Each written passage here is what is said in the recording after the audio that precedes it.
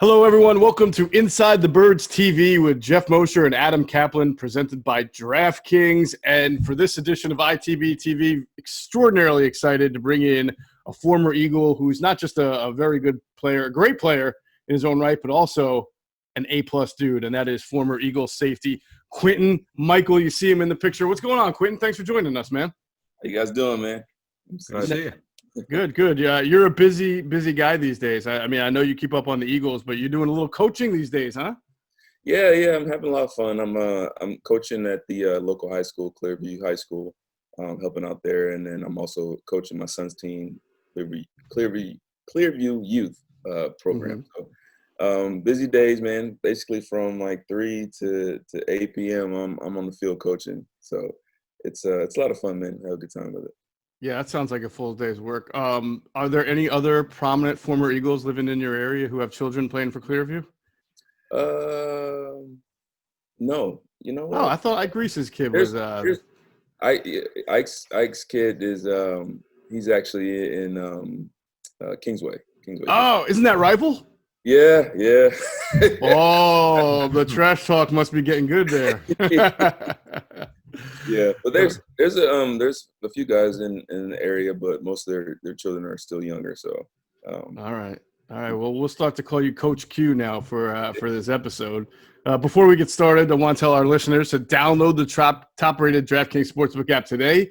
Use the code ITB for a special offer when you sign up. That's code ITB for a special offer when you sign up at DraftKings Sportsbook.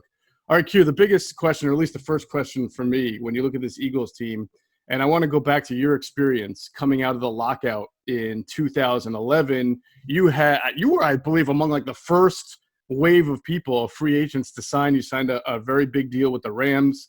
Obviously, Steve Spagnuolo was the head coach. He was the defensive coordinator for you in Philly. So there was a connection there. But to try to assimilate into a new team, teammates, a new environment, when you guys had a truncated training camp, how did that impact you, and how did that make you view camp for every single NFL team, including the Eagles this year? Yeah, that's a good question. For me, that year, it actually was really weird because on top of going to a new team, we're talking about, I had a family at the time. We're talking about trying to get a house, trying to get, everyone moved over, and all that. So that you have the off the field stuff, and then you have the on the field stuff where you're trying to assimilate to a team, you're trying to meet your new players. I was very familiar with the defense, obviously because Spags was with me in Philly. So that part of it was the easiest part, like knowing the system. The hardest part was, knowing the area, knowing my teammates, vibing with my teammates. And of course, there's always, people that disagree with certain players and vibe with certain players. So it was really, I would say it was probably the hardest thing for me was the locker room, just kind of stepping in and then trying to fill a role while also trying to help, help myself get adjusted to the new area. It was not the best of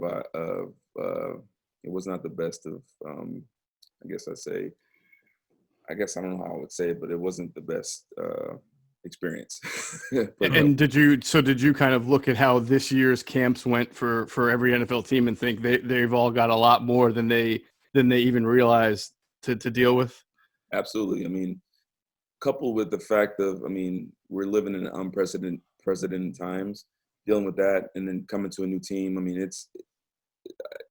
There's no way that you can predict how things will go. And for a lot of teams, like you look at what happened with Brady. Brady's a top player. He's a vet, obviously, and so for him it was a little bit easier to assimilate. But if you're talking about a younger player, it's not always going to work out that way. How big were off-season practices for you? I'm assuming there are 30-plus practices and more if you show up to everything. Because when the young players miss those practices, I would think that would be an issue. So how big were those for you as your career grew, having those off-season practices of learning? Yeah, the off-season is very important. I feel like that's absolutely 100% needed. And I think that preseason games are 100% needed. And the fact that, the owners are wanting to get rid of those games is beyond beyond craziness, in my opinion. Like, we're seeing what's happening right now. You're seeing a lot of injuries. You're seeing a lot of stars go down. Your body needs to build up that density, that to get used to getting hit. I mean, it's not just getting hit; it's falling down on the ground. It's simple stuff like planting.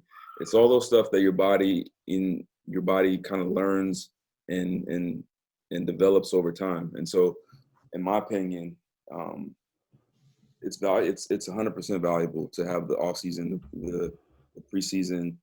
Those things are what get you through a 16 game season. I mean, it's absolutely needed. How ironic, now that I think about it. I think your first official game as a St. Louis Ram came against the Eagles in the season opener of 2011. Is that's correct, right? Yeah, absolutely. Yep. Yeah, and then I have vague memories of that game because it was such a strange year. I believe Casey Matthews had to start middle linebacker as a rookie 4th-round pick for the Eagles. I think Steven Jackson had like a 50-yard touchdown on the first or second play for the Rams because the Eagles were trying to implement the wide 9 scheme, right, with Jim Washburn, and they had no idea how to play behind it. The linebackers and safeties were just not equipped to play behind a defense like that, and as you mentioned, especially with such little playing time. Do you remember that game? I mean, I'm sure that it stands out a little. Yeah, I remember that game. It was a lot of fun, a lot of emotion in that game, and it was tough, man. It was like, I mean, we're talking less than a few months before that. Those guys were my teammates, and now I'm playing against them, and it was actually really weird. But I was very motivated for that game. We didn't win the game, but it was a lot of fun. Put it that way. So Q, looking at the Eagles right now, last week's game, it was the first win. Clearly, they've not been very good this season, but they found a way to win on the road. A couple things that happened in that game, Geoff and I were kind of surprised with. They split the safety work between Kayvon Wallace, a rookie, and Marcus Epps, who was with them last year. You rarely see this. Wallace was the rundown safety, and then Epps came in passing situations. As we know, you were part of the era when the pass game started to really emerge. The rules were changing. It was harder for defensive backs to cover receivers. So we saw that. And look, the second Eagles secondary, other than Slay, has not really played as well as they would have hoped. And obviously they've had injuries. What have you seen from this Eagles secondary so far? Well, let's I back it up a little bit. I think the defense as a whole is playing really, really well. They're playing good football. The secondary, I always hate to come down hard on them because I know what they go through. But they've got to play better together. Obviously, you got Slay, who I think does a really good job. I mean, the guy is phenomenal. But the other 3 positions, Rodney is a leader back there. I think he's got to take more of a leadership role and make sure, listen, hey, tighten things up back there. And also, there's a little bit at times when you've traditionally had like a really good offense, there's times where you feel like you can kind of rely on the offense. If I'm in that secondary, I'm going into meetings, I'm going on the field, I'm talking to everybody. It's like, it's on us. Like, we got to do this. We got to step up. Like, if we want to win this game, it's on us. And that's the mentality that they have to have. The offense is up and down. I mean, they're struggling right now. There's a lot of injuries on the offense, and so the defensive players, especially the secondary, has got to have the mindset of like, it's on us. We have to do this. And that's for your earlier question. Your earlier statement about switching out the safeties. I think that I suspect that won't be the case moving forward, because once they break down the film and they see that, they're going to start attacking it. So I think that could have been just a 1-game deal. I hope that's a 1-game deal, because it's going to be telegraphing what you're doing if you're switching out the safeties on running pass downs. Right. Obviously, they want to get Will Parks on the field and healthy. He hasn't been able to play, and that's been one of the reasons they've had to mix and match that way. So one thing that Jim Schwartz is doing differently, I'm sure you've noticed, Q, is that this year he has played so much more man defense than at all in the past. Part of that I think we can attribute to having a guy like Darius Slay. But I wonder about, from your perspective, I don't know how many guys on that back end other than Slay are really good coverage guys to be able to play man, but also zone requires a lot of kind of comfort, communication, and knowledge, right, of your team. And we just talked about how this is a moving part secondary. So do you feel like man defense is a byproduct of just getting Slay, or is it a byproduct of Jim trying to simplify everything for everybody on the back end? I'll tell you what it's a byproduct of. It's a byproduct of that front four. I mean, those guys, I mean, they get after it. And when you have confidence in your front four, you know, Malik Johnson, Fletcher Cox, Sweat, I forget the young rookie's name off the top, but when you have a front four that gets after it, Brandon Graham, you can pretty much call anything. And then so what happens is you have a front four that gets after it, and then you have tight enough coverage. I mean, you have a lockdown corner on the outside. You have tight enough coverage on the other receivers. You give them time, and that's what happens. I think they're leading the league in sacks, right? Yeah. Right. And so what you do is you tighten those windows down. Quarterbacks got pressure. You don't have enough time to really let routes develop, and so that's what I think is the case. And I could be wrong on this, but I think even if they had enough time, I feel like if they had enough time to install the full defense, I still think that this would be what they would go to. This would be the type of team we'd see because they have the players, they have the front four, they have a good lockdown corner. Let's play man, you know, cat coverage as they call it. I got that cat, you got that cat. Let's see what they do. You know what I mean? Q, and you kind of alluded to this, and Geoff and I were talking about this on our show this week. It seemed to me that the D-line, it was almost like they said, okay, we need to take over. We need to help our guys out. Were there times when you played for the Eagles when your defense, most of the time, was really, really good? Wherever you were in your career, were there times when the DBs said, okay, they need us today, we got to bring it to another level? Does stuff like that happen? Oh, yeah, absolutely. And it also it often happened when we played high-powered teams. And a lot of times the way we looked at it was, I'm not competing against, let's say the Rams when they had a high-powered offense, right? I'm not competing against the Rams as a whole.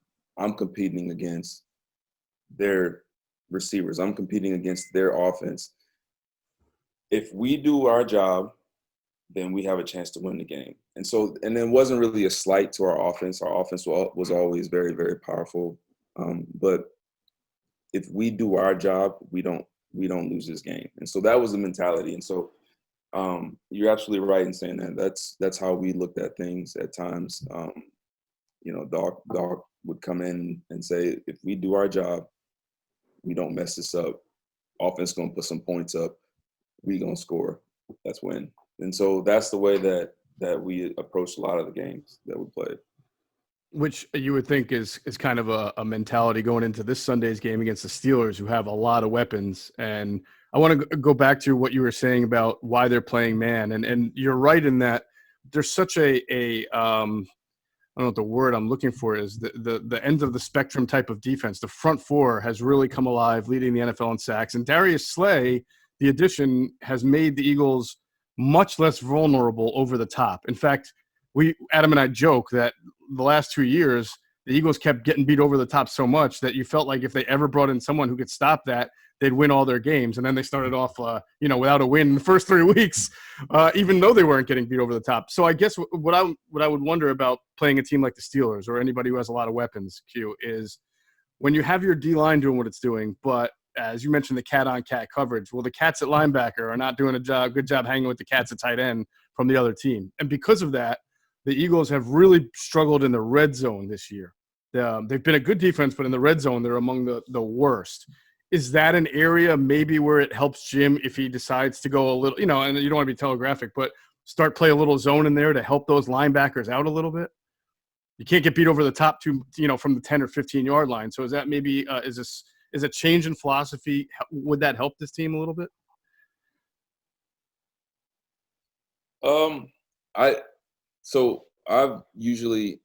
It's hard for me to answer that because in the system that I played in, we always played a form of zone in the red zone, and so I'm pro zone in that area just because the throws aren't high, they're vertical throws, and so you're sitting in zones.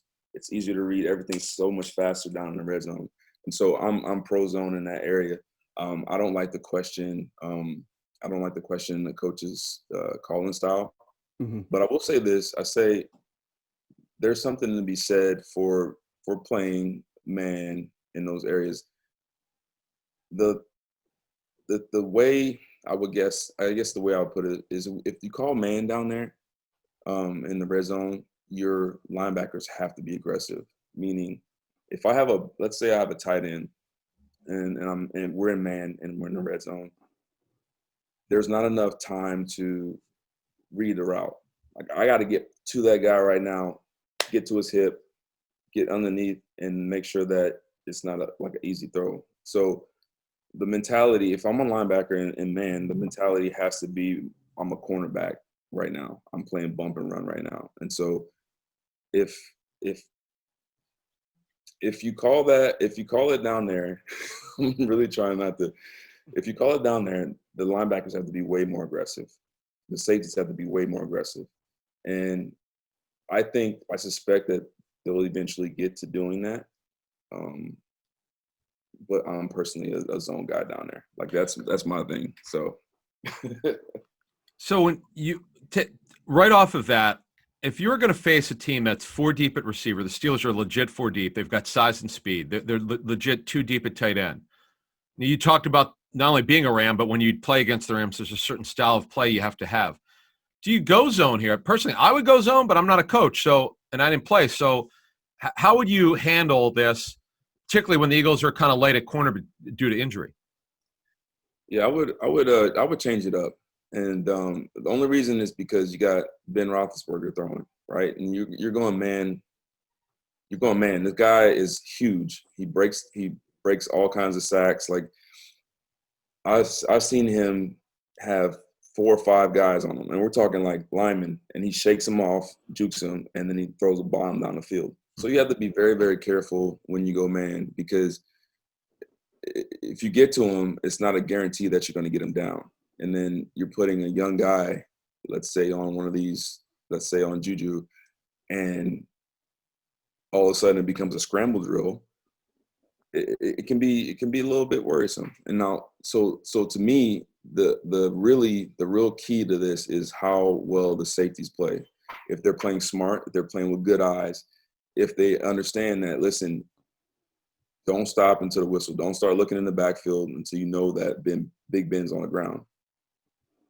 That's what really will drive a defensive coordinator crazy. You call the perfect blitz, everyone hits home, he shrugs it off, he gets out of it some kind of way, and then all of a sudden you got a receiver, wide down the field and safety with bad eyes. So to me, that's the way I would look at it, is like let's change it up, but we have to play with good eyes. We have to play with smart eyes. We have to keep our eyes on our receivers until the whistle's blown. Now, you made it into the league, I want to say 2003 as an undrafted rookie free agent from Boise, correct? Yep. Mm-hmm. And Ben Roethlisberger was already like 3 or 4 years into his career, and you've retired for a good 4 or 5 years now, and you got him, you got Brady, you got Breeze, you got Roger. Is it amazing to just – I make this joke with Jamal Jackson all the time, right? Is it amazing to see all these guys still in the league playing? It's funny, man. This is the reason why, I'm coaching youth football, and I'm like, this is the reason why every father wants his son to play quarterback.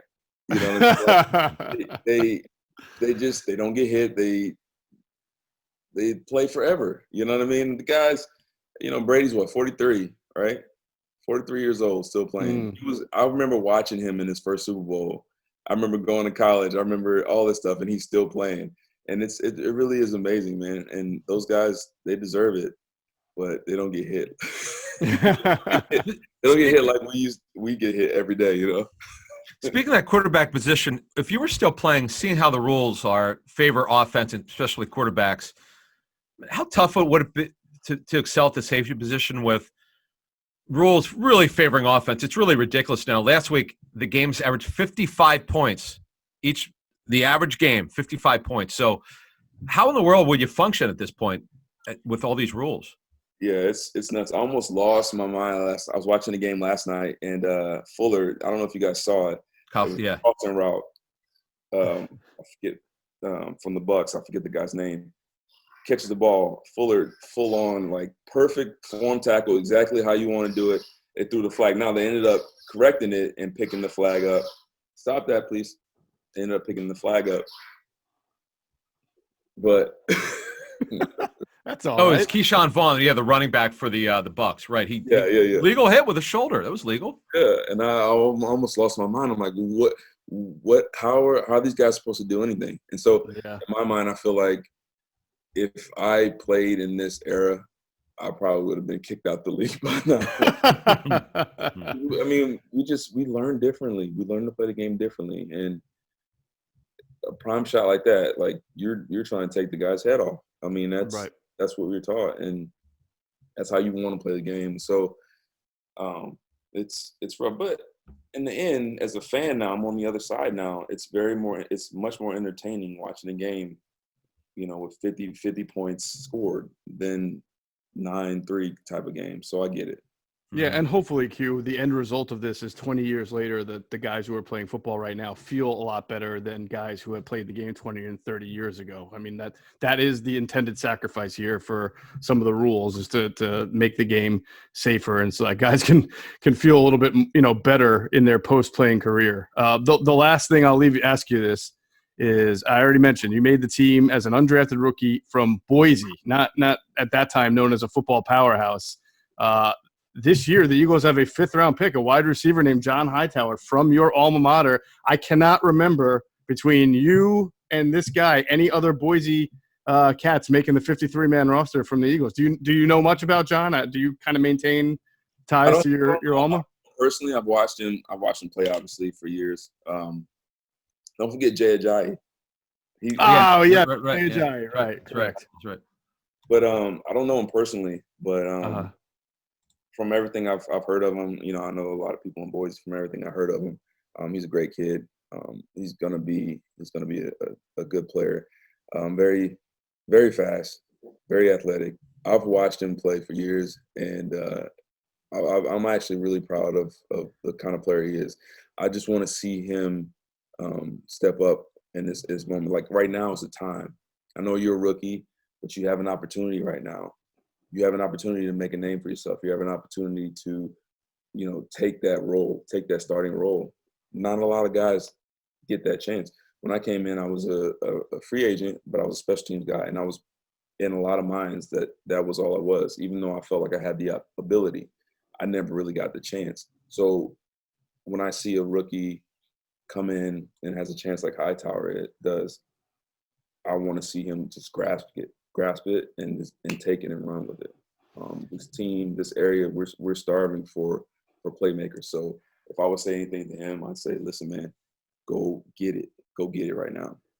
All right, sage words from a man who made the team as an undrafted free agent the same year as Jamal Jackson, Greg Lewis, and I believe Reno Mahe. That was a pretty unprecedented rookie free agent class, right? Alonzo Ephraim. He made the 53, huh? Yeah. Wow, there's a name. How about that? That's a Wayback Machine name right there. Thanks for joining us, Q, man. We really appreciate it. It's been great to have you. Really good stuff on defense. I think a lot of people in the area have really been wondering about the new style of defense Jim is playing and how that's impacting what's going on. So really appreciate you coming on, and I hope that you come back on with us down the road.